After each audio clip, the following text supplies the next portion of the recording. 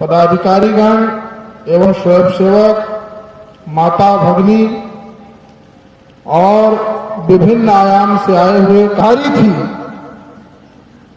वो कांधार देश में आज कोई हिंदू है?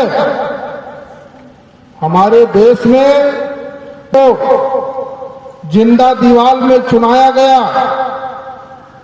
तो उन्होंने अपना धर्म नहीं दिया, इसलिए उनको दीवाल में चुनवाया गया। लेकिन इस समाज में कुछ ऐसे कायर लोग हैं जो अपने पूर्वजों की ख्याति को 500 रुपए एक बोरा चावल में वो ईसाई बनने के लिए तैयार हो जाते हैं।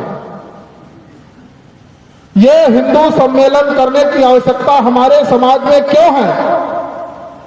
हमको आज पूरे भारत भर में घूम घूम करके हमारे प्रचारक बंधु हों, संगठन से किसी भी आयाम से जुड़े हुए लोग हों, हमको आज एक नई मुहिम चलाने की आवश्यकता क्यों पड़ती है? हम अपने बच्चों को कॉन्वेंट स्कूल में पढ़ाते हैं, का परित्याग कर देता है, और जब वो आईएएस पीसीएस पदाधिकारी बन जाता है या विदेश में रहने लगता है, तो वो गांव की संपत्ति बेच देता है और माता पिता को वृद्धा आश्रम में छोड़ देता है। इस देश में 5000 से अधिक और 1.25 लाख से ज्यादा लोग वृद्धा आश्रम में हमारे यहां रहते हैं, जो हमारे संतों और सामाजिक संगठनों के द्वारा संचालित हैं।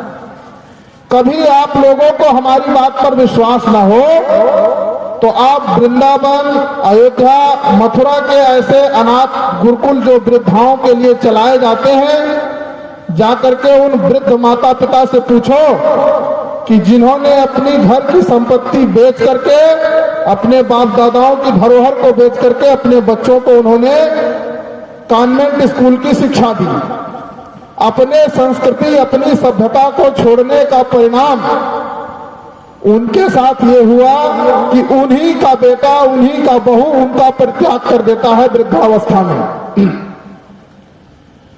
आज हमारे देश में हम अपने निजी स्वार्थ के लिए जी रहे हैं। मनुष्य का चरित्र माता पिता के आदर कदर और सत्कार जैसा आपने अपने पूर्वजों का किया है, वैसे आपके बच्चे भी करेंगे। आज हमारे देश में कोई अपने बच्चे को आईएएस राम बनाना नहीं चाहता है, कोई भगत सिंह नहीं बनाना चाहता है, कोई शिवाजी महाराज नहीं बनाना चाहता है। क्यों? क्योंकि जब जीजाबाई जैसी मां होगी तभी महाराणा प्रताप जैसा पुत्र होगा, और जब महाराणा प्रताप जैसा पुत्र ही नहीं होगा जो अपनी इस मां भारती को, अपनी माता मां की हमारी संस्कृति और हमारी परंपराओं को खत्म कर सके। गांधार, अफगानिस्तान, ईरान, इराक, तुर्की, तिब्बत, लद्दाख, सबकी संस्कृति नष्ट हो गई, लेकिन भारत में आज से 5000 वर्ष पहले भी धोती पहनी जाती थी, आज भी पहनी जाती है। भारत माता की, भारत माता है कि हमारा बेटा हमारी पिटाई करे, यह हमारी संस्कृति में कहां से आ गया? लेकिन आपके समाज में ये बातें हो रही हैं। हम भले ऊपर से छिपाए कि हमारा बेटा बहुत अच्छा है, लेकिन हमारी संस्कृति में ये विदेशी कल्चर, ये हाथ में चलाने वाला मोबाइल फोन नमूना और टेलीविजन का ऐसा दुष्प्रचार और दुष्प्रभाव हमारे जीवन पर पड़ रहा है कि जिस दादा की कहानी सुनकर बच्चा सोता था, तब वो राम और कृष्ण होता था, अर्जुन और भीष्म होता था। माताओं की लोरी सुनता था, तब वो गुरु गोविंद सिंह होता था।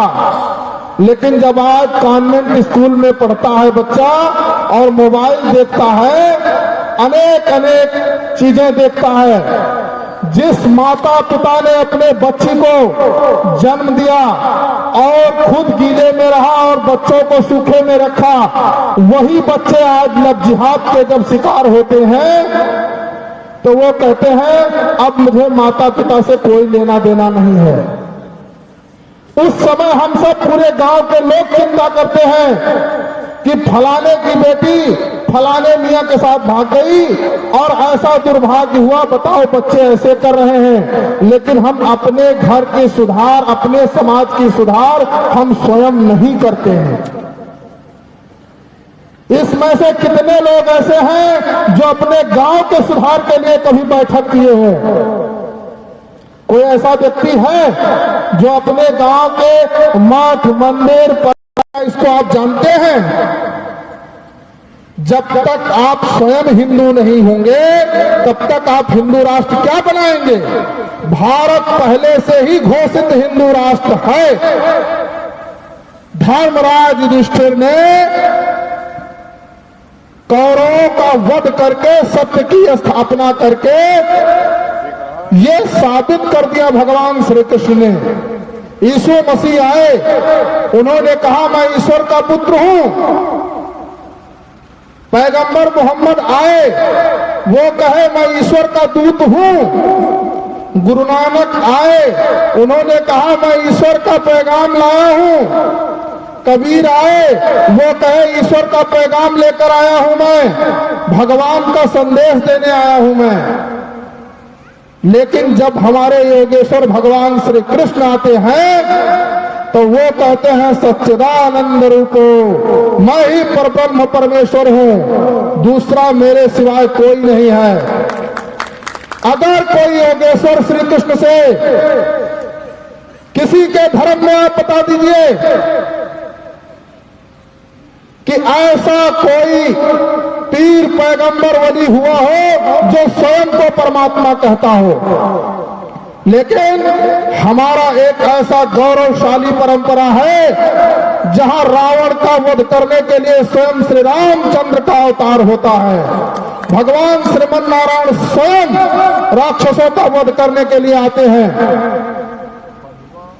आप इस बात की चिंता मत करो कि हमारे घर परिवार और समाज की क्या होगा।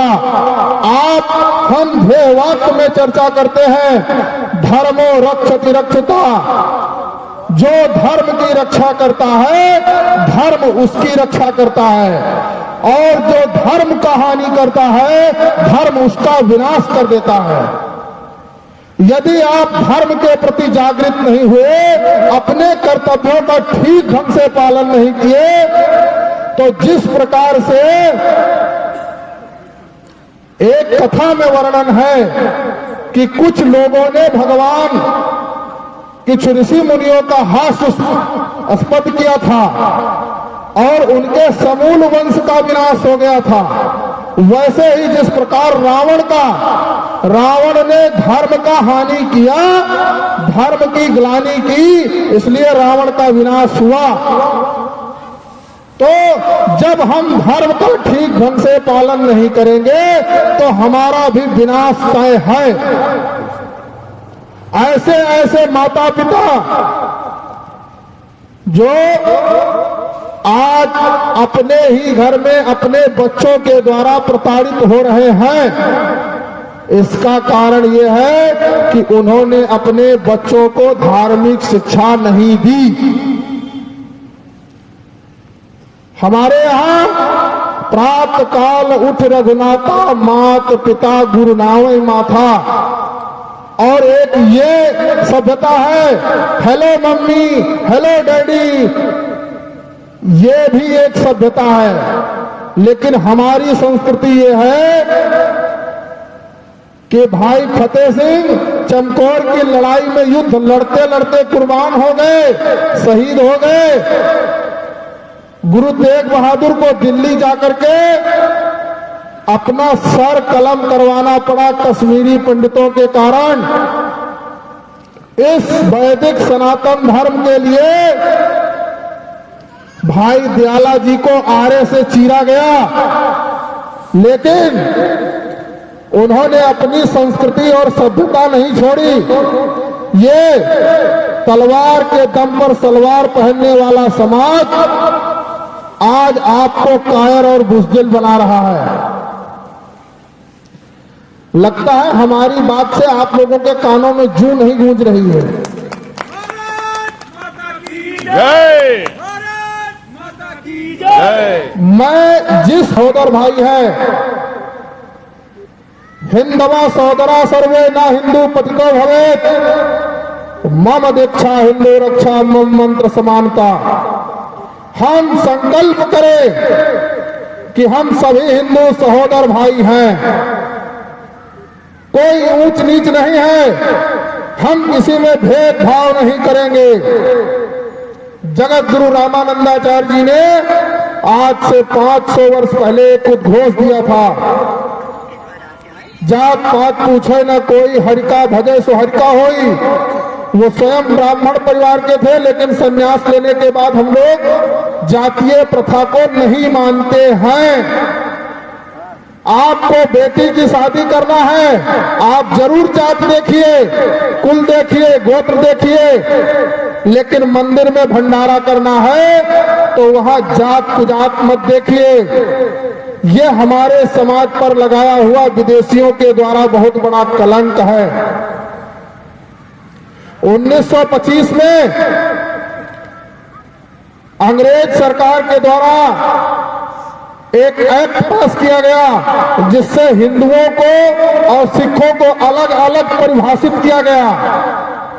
बाद में भिन्न भिन्न सरकारों ने ये एससी है, ये दलित है, ये पिछड़े हैं, ये वंचित हैं।